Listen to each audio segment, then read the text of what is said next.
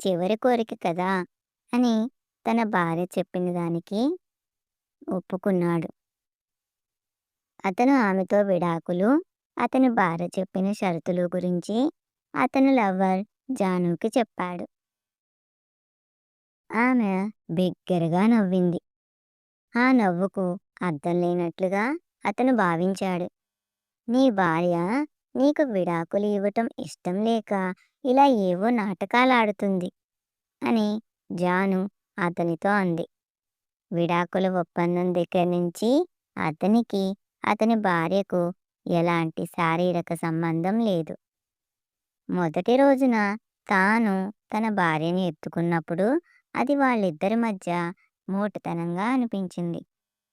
హే, నాన్న అమ్మని ఎత్తుకున్నాడు అని వాళ్ళబ్బాయి సంతోషంగా అరుస్తూ చప్పట్లు కొట్టాడు.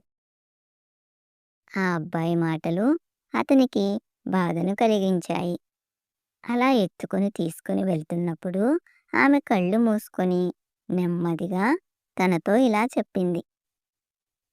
మన విడాకుల గురించి నేను మన అబ్బాయికి చెప్పలేదు. అతనికి కొంత బాధ కలిగినా నవ్వాడు. అతను ఆఫీస్కి వెళ్తున్నాడని ఆమె తలుపు దగ్గరకు వచ్చింది. ఆమె ఆఫీస్ బస్ కోసం ఎదురు చూస్తుంది. తాను ఆఫీస్కు ఒక్కడే ఒంటరిగా కారులో వెళ్ళిపోయాడు. రెండవ రోజున వాళ్ళిద్దరికీ మరింత తేలికగా అనిపించింది. ఆమె తల తన గుండెను తాకుతుంది. ఆమె దగ్గర సువాసన తనకు తెలుస్తుంది.